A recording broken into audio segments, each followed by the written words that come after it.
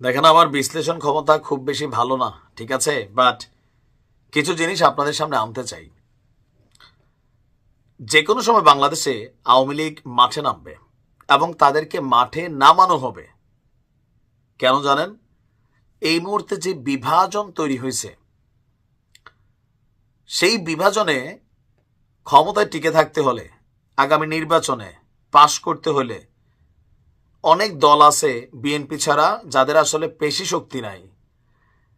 একটা ইউনিয়ন পরিষদ নির্বাচনেও একজন চেয়ারম্যান প্রার্থী হইতে গেলে প্রত্যেকটা নির্বাচনী যে কেন্দ্র আছে সেখানে এজেন্ট দিতে হয়, ভোটটা ঠিকমতো করাইয়া ফলাফলটারে নিয়ে আসতে হয়। এখন এরকম সক্ষমতা কয়জনের আছে? বিএনপি ছাড়া এই মুহূর্তে নাই। এখন ছাত্ররা নতুন রাজনৈতিক দল করছে। গতকালকে উপদেষ্টা আসিফ মাহমুদ এক বক্তব্য দিয়ে আজকে আবার বদলাই ফেলছে যে তাড়াহুড়াতে দিছিলাম, পুরোটা বলি নাই।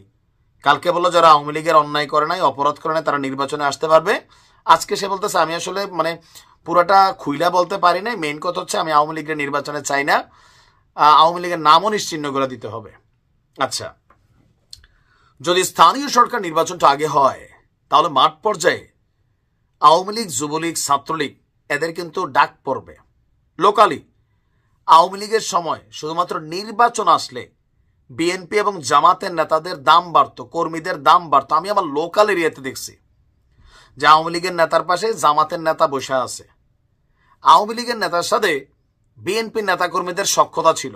কেন? নির্বাচনকে কেন্দ্র করে, হোক সেটা মার্কার প্রার্থী অথবা বিদ্রোহী প্রার্থী। এখন জাতীয় নির্বাচন বলেন, স্থানীয় সরকার নির্বাচন বলেন, ছাত্ররা শতভাগ চাইছে তারা ক্ষমতায় যাবে।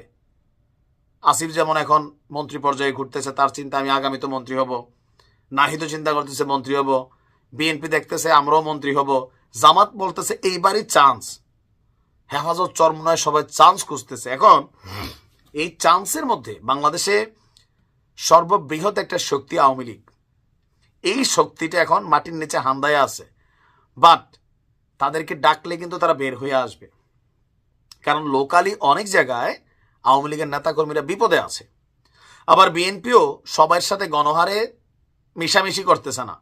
লোকালি সম্পর্ক ভালো আমাদের প্রত্যেক এলাকাতে, কিন্তু নির্বাচন ইস্যুতে এখন একদল আরেক দলে ঘায়েল করার জন্য রাজনৈতিক মাঠে, অনলাইন মাঠে, রাজপথের মাঠে আপনি দেখবেন যে দরকার পড়বে।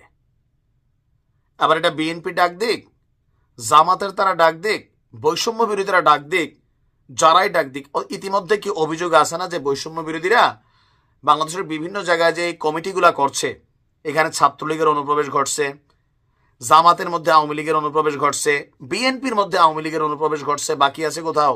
বাকি নাই। নির্বাচনের সময় দরকার কি? ক্ষমতা। কে মার্কা পাইলো কে না পাইলো জরুরি না, এলাকাবাসীরা ডাক দিয়ে একটা টিম বানাই ফেলে। আর এখন যেই যুদ্ধ একটা ভাব তৈরি হচ্ছে, বিশেষ করে সরকারি দল আমরা যাদেরকে দেখছি বৈষম্য বিরোধী বা নতুন যে দলটা আসতেছে জাতীয় নাগরিক কমিটি, এই দলটার বিপরীতে যে দলগুলো দাঁড়াচ্ছে, মাঠে কিন্তু শক্তি লাগবে। সরকারের আইন শৃঙ্খলা বাহিনী দিয়া একযোগে জাতীয় নির্বাচন করে আনবে একটা লোকাল এরিয়াতে।